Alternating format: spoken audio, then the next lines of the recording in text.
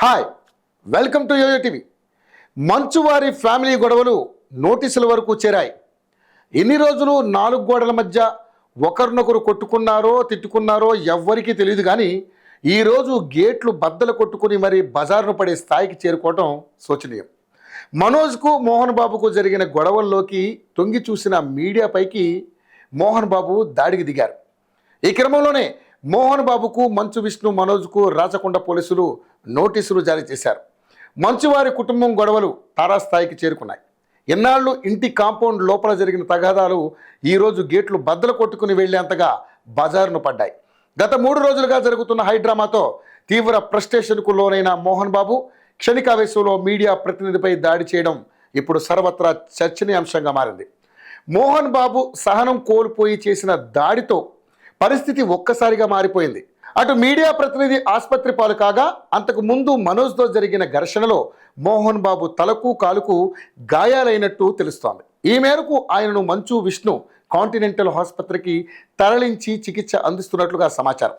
ఇదిలా ఉంటే మంచు కుటుంబ సభ్యులకు రాచకొండ పోలీసులు నోటీసులు జారీ చేశారు. మోహన్ బాబుతో పాటు మంచు విష్ణు, మంచు మనోజ్కు రాచకొండ సిపి సుధీర్ బాబు నోటీసులు జారీ చేశారు. బుధవారం కమిషనరేట్లో విచారణకు హాజరు కావాలని సిపి ఆదేశించారు. అంతేకాకుండా మోహన్ బాబు, మంచు విష్ణు దగ్గరున్న లైసెన్స్డ్ తుపాకులను సరెండర్ చేయాలని ఆదేశించారు. అయితే మంగళవారం రాత్రి జల్పల్లిలోని మోహన్ బాబు నివాసం దగ్గర హైడ్రామా చోటు చేసుకుంది. మంచు మనోజ్, మౌనిక దంపతులు మోహన్ బాబు నివాసానికి చేరుకున్నారు.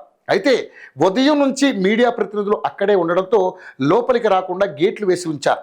అయితే రాత్రి సమయంలో వచ్చిన మనోజ్ లోపల తన కూతురు ఉందని గేట్లు తీయాలంటూ సెక్యూరిటీని బెదిరించారు.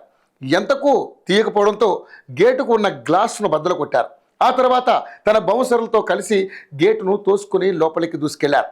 ఈ క్రమంలో లోపల మనోజ్కు, మోహన్ బాబుకు తోపులాట జరిగినట్లు తెలుస్తోంది. ఈ ఘర్షణలో మనోజ్ సొక్కా గుండీలు తెగిపోయాయి. అదే విషయాన్ని మీడియాకు చెప్పేందుకు మనోజ్ మళ్ళీ గేటు దగ్గరికి వచ్చారు. ఏసీపీ ఆధ్వర్యంలోనే తనను కొట్టిస్తున్నారంటూ మీడియాకు చెప్పుకున్నారు. అదే సమయంలో గేట్ లాక్ చేస్తున్న వ్యక్తిని పీక పట్టుకుని తోసేసి గేటు ఓపెన్ చేసి మీడియా వాళ్లకు లోపలికి రమ్మని పిలిచారు. దీంతో ఒక్కసారిగా మీడియా ప్రతినిధులంతా బౌన్సర్లను తోసుకుంటూ లోపలికి దూసుకెళ్లారు. అప్పటికే కొడుకుపై తీవ్ర కోపంగా ఉన్న మోహన్ బాబును మైక్ పెట్టి ఏం జరిగిందంటూ అడగడంతో సహనం కోల్పోయిన మోహన్ బాబు మీడియా ప్రతినిధిపై అదే మైక్తో దాడి చేశారు. వెంటనే అప్రమత్తమైన వ్యక్తిగత సిబ్బంది, పోలీసులు ఆయనను నిలువరించి పక్కకు తీసుకెళ్లారు.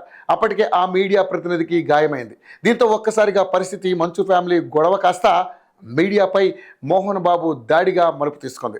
మరి ఈ ఎపిసోడ్ ఇంకా ఎన్ని మలుపులు తీసుకుంటుందో చూద్దాం.